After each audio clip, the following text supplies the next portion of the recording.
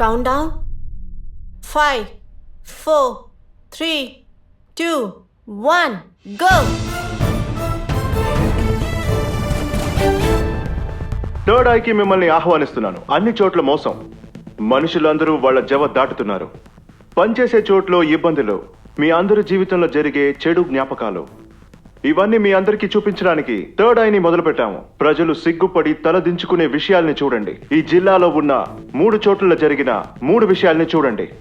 సంఘటన జరిగిన మొదటి చోటు, ఈ విలేజ్ ఆఫీస్ లో వ్యవసాయ భూమిని మామూలు భూమిగా మార్చడం చాలా ఈజీ. దానికి మీరేం చేయాల్సింది లేదు. ఈ ప్యూన్ సదానందిని చూస్తేనే సరిపోతుంది.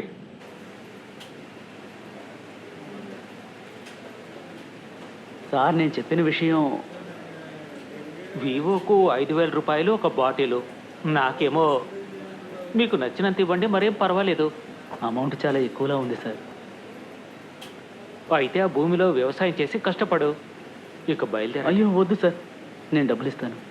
రైతుల రక్షణ కోసం పంట సాగు చేయడానికి ఉన్న పొలాల్ని లంచం తీసుకుని మరీ కాజేస్తున్నారు. ఈ విషయం తెలిసి కూడా ఏ ఒక్క పార్టీ కూడా నోరు మెదపకుండా ఉండడం చూస్తుంటే చాలా బాధగా ఉంది.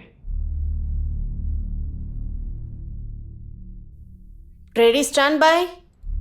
4, 3, 2, 1, on air.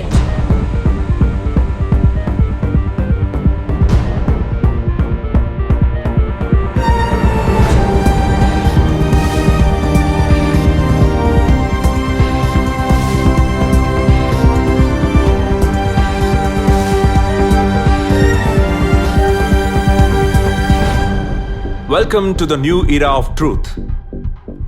నారదుల వారే ఈ ప్రపంచంలో మొదటి వార్తా విలేకరి. కానీ ఈ నిమిషం నుంచి ఆ స్థానం మాది.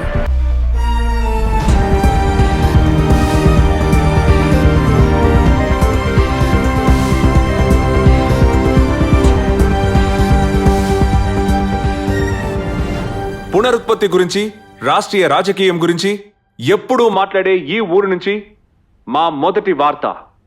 ఇతను అటవీ శాఖ మంత్రి రామ్మూర్తి. 50 ఏళ్లగా శాసనసభలో ఒక మంచి పదవిలో ఉన్న రాజకీయ దిగ్గజం. ఏదైనా తప్పుగా మాట్లాడుంటే క్షమించండి. మీ చిన్న పిల్లలు, మీ ఆడపిల్లలు ఈ వార్తలు చూస్తూ ఉంటే కాసేపటి వరకు ఈ వార్తలు వినడం నుంచి, చూడడం నుంచి కొంచెం దూరంగా ఉంచండి.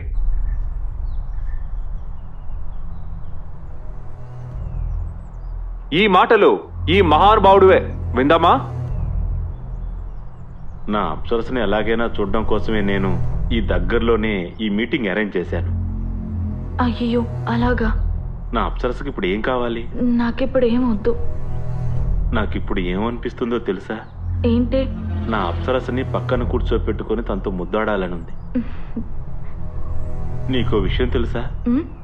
నేను నీలాంటి స్టాప్ ద వీడియో. ఇంతటితో ఈ వీడియోని ఫినిష్ చేయాల్సిన స్థితి మాకు ఏర్పడింది. రోజు శుభ్రం చేసుకుని పూజ చేసుకునే మన ఇంట్లో ఆడపిల్లలు, చిన్న పిల్లలు ఎక్కువగా ఉన్న మన ఊర్లో ఈ అసహ్యమైన వీడియో చూపించి వాళ్ళని ఇబ్బంది పెట్టడం మాకిష్టం లేదు. మనం అందరం సిగ్గుపడాల్సిన తరుణం ఇది. అలాంటి వీడియోనే ఇది.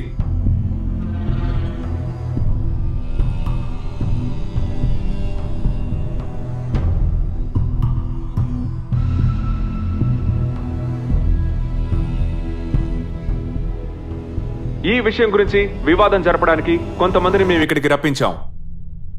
ఈ చర్చలో పాల్గొనడానికి ఇక్కడికి వచ్చిన వారు తిరుపతి నుంచి మన కోసం వచ్చారు శ్రీమతి శ్రీజ. నమస్తే. విజయవాడ నుంచి సమాజ సేవకులు శ్రీ కృష్ణమూర్తి గారు. వైజాగ్ స్టూడియో నుంచి అడ్వకేట్ మరియు ప్రత్యక్ష పార్టీ సహాయ మంత్రి అయిన ప్రొఫెసర్ బాలసుబ్రహ్మణ్యం గారు. గుంటూరు ఎమ్మెల్యే గారు కూడా ఈ చర్చలో ఉండాలని ఆశిస్తున్నాం. ప్రొఫెసర్, అనుభవంలో పెద్దవారైనా మీ నుంచే నేను ఈ చర్చని మొదలు పెట్టాలి అనుకుంటున్నాను. సహాయం కోసం వచ్చిన కష్టపడే ఒక పిల్లతో, అందులోనూ సమాజంలో ఉదాహరణగా ఉండాల్సిన ఒక వ్యక్తి ఇలా ప్రవర్తించినప్పుడు మీకు ఏమనిపిస్తోంది సార్? దీనికి ఏం సమాధానం చెప్పాలో తెలియట్లేదు. వక్ర బుద్ధి ఉన్న వాళ్లే ఇలాంటి పనులు చేస్తూ ఉంటారు. సెక్స్లో వీక్, అంతకుమించి ఏం చెప్పగలం? శ్రీజ మేడం, క్రూరమైన వారు మాత్రమే ఈ విధంగా చేయగలరని ప్రొఫెసర్ అంటున్నారు. దీనికి మీ అభిప్రాయం ఏంటి? మనం సిగ్గుతో తలదించుకోవాల్సిన విషయం ఇది. సిపి ఒక సహాయం కోసం మన దగ్గరికి వస్తున్నప్పుడు ఇలా ప్రవర్తించడం చాలా తప్పు. పలానా అమ్మాయికి ఆ విషయం నచ్చింది అంటే నేనేమంటున్నానంటే మ్యూచువల్ అండర్స్టాండింగ్తో ఒకటిగా ఉండడం లేదా శారీరకంగా కలిసి ఉండడం తప్పని మనం చెప్పలేము. మీరు ఒక స్త్రీయే కదా, మీలోనూ మాతృత్వం ఉంది కదా, మనకంటూ ఒక సంస్కారం ఉంది. ప్రతి స్త్రీని నేను చెప్పేది పూజించే వింటారా? దేశం మనది. లైంగిక అది అరాచకాన్ని నేనేం ప్రోత్సహిస్తున్న చెప్తున్నానంటే- మీరు మీలాంటి ప్రతి ఒక్కరూ నేను- మన దేశ సంప్రదాయానికి నేను ఆ శత్రువులు. ఉద్దేశంతోనే- మరి ఇంకేం చెప్పాలనుకుంటున్నారు మీరు? సహాయం కోసం వచ్చిన ఒక అమాయకపు ఆడపిల్లని, లైంగిక వేధింపు జరిగిన ఒక మంత్రి గారిని మీరు ఒక నిమిషం. మంచివారు అంటున్నారా? సిపి, ముందు నేను చెప్పేది పూర్తిగా వినండి. ఒకరికి ఇష్టం లేకుండా ఒకరు బలవంతంగా లైంగిక వేధింపులు జరపడం కరెక్టేనని మీరు ఎలా చెప్పగలుగుతున్నారు? బాధగా ఉంది. 18 ఏళ్ల తర్వాత వాళ్ళకి ఇష్టమైతేనే అని చెప్పాను. దానికి అర్థం ఏంటో చెప్పండి. పవిత్రమైన కుటుంబ బంధాలు లేకుండా పోవాలి, ఒకరికి ఒకరు అన్న పద్ధతి వద్దు, ఎవరు ఎవరితోనైనా సంబంధాలు పెట్టుకోవచ్చా? ఇలా చెప్పడం వెనక మీ ఉద్దేశం ఏంటి? మీరు కూడా ఒక తల్లే కదా, ఒక స్త్రీయే కదా. మీరు నేను చెప్తున్న విషయాన్ని కంప్లీట్ చేయనివ్వండి. మిస్టర్ రామూర్తి గారు చెప్పండి, ఈ ప్రపంచం మొత్తం వినాలి. ఇలా చూడండి సార్, మంత్రి గారు చేసిన దారుణ కట్టే ఈ అమ్మాయి మాటలే అత్యంత దారుణంగా ఉన్నాయి. మంచి కుటుంబంలో పుట్టిన ఏ స్త్రీ అయినా ఇలాంటి మాటలు మాట్లాడుతుందా? చెప్పండి సార్. నా మిస్టర్ ప్రశ్నకు రామూర్తి గారు, అన్ని సమాధానం మిస్టర్ చెప్పండి, రామూర్తి, చెప్పండి one minute. చెప్పండి సార్. ఇది కేవలం పార్టీ పరువు, మంత్రి పరువు తీయడానికి మీడియా చేసే కుట్ర మాత్రమే. దీనికోసం మేము వెనకడుగు వెయ్యం.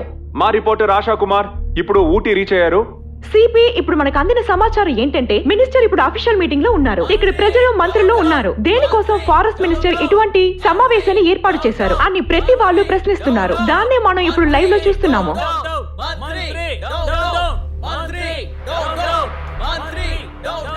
సిపి ఇప్పుడు మంత్రి గారు మీటింగ్ ని ముగించుకుని బయటకు వస్తున్నారు. తన పార్టీ వాళ్ళు తనని రాజీనామా చేయమని చెప్పి నిరసన ప్రకటిస్తున్నారు. అదే మీరు లైవ్ లో చూస్తున్నారు.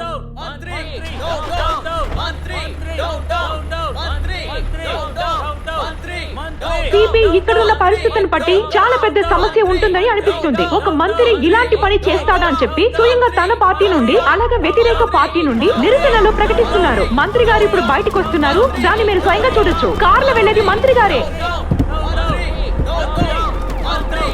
మంత్రి గారు కారు వెనక వాళ్ళ పార్టీ వాళ్ళు పరిగెడుతున్నది మీరు స్వయంగా చూస్తున్నారు. వాళ్ళని అదుపులో తీసుకోవడానికి పోలీస్ వాళ్ళు లాఠీ చార్జ్ చేస్తున్నారు. ఇక్కడ చాలా క్లిష్ట పరిస్థితిగా ఉంది. దాన్ని మీరు లైవ్ లో చూస్తున్నారు.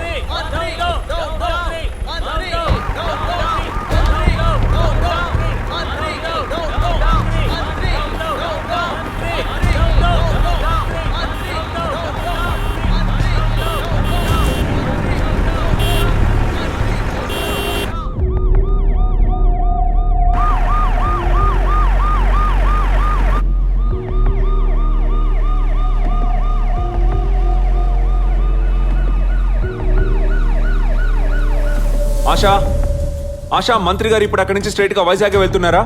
సిపి, ఈ మీటింగ్ తర్వాత మంత్రి గారికి ఒక ఓపెనింగ్ సెరమనీ ఫంక్షన్ ఉండింది. కానీ ఇప్పుడున్న పరిస్థితిలో అందులో తను పాల్గొంటాడని తెలుస్తుంది. ఇకపై ఏం జరగబోతుందని మనం వేచి ఉండి చూడాలి. Follow him.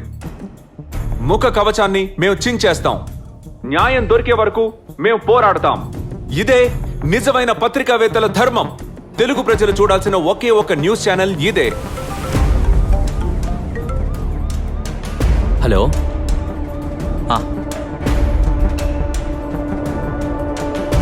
అలాగా, సరే సార్, ఓకే సార్. అది వెళ్లే దారిలో ఏదో ప్రమాదం ఉందని చెప్తున్నారు. కాబట్టి ఇప్పుడు వెళ్ళడం అంత మంచిది కాదని పోలీసులు చెప్తున్నారు సార్.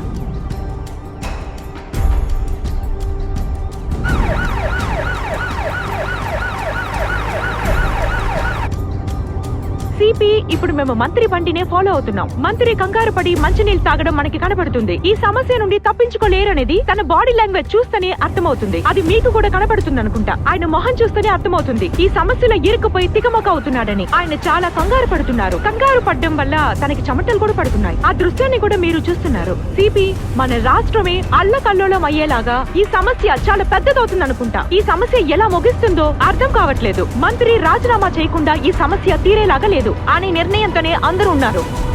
విశ్రాంతి తీసుకోవడానికి ప్రభుత్వ గెస్ట్ హౌస్లు, చుట్టూ పనిచేయడానికి గవర్నమెంట్ వర్కర్స్, ఒళ్లంతా క్రూరమైన కామం.